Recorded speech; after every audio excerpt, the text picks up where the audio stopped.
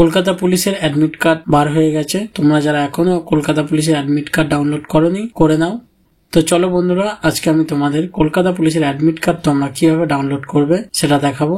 ভিডিওটি শেষ পর্যন্ত দেখবে। আমি বিজয়, তোমরা দেখছো বি কাস্টমাইজ। চলো আজকের ভিডিও শুরু করা যাক।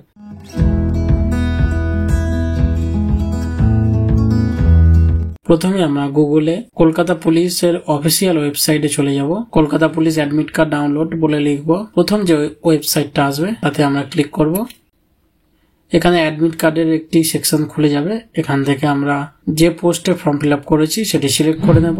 কনস্টেবল না লেডি কনস্টেবল নাকি এসআই সেটি সিলেক্ট করে নেব।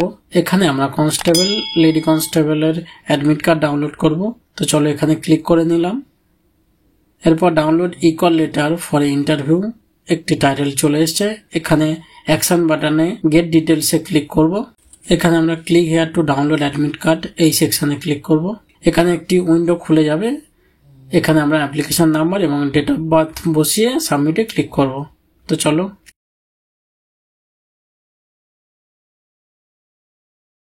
সাবমিটে ক্লিক করলে এখানে ক্লিক হেয়ার টু ভিউ অথবা ডাউনলোড অপশন চলে আসবে। এখানে ক্লিক করে নেব। এখানে ক্লিক করলেই আমাদের অ্যাডমিট কার্ড চলে আসবে। এরপর আমরা এটিকে একটি প্রিন্ট দিয়ে নেব।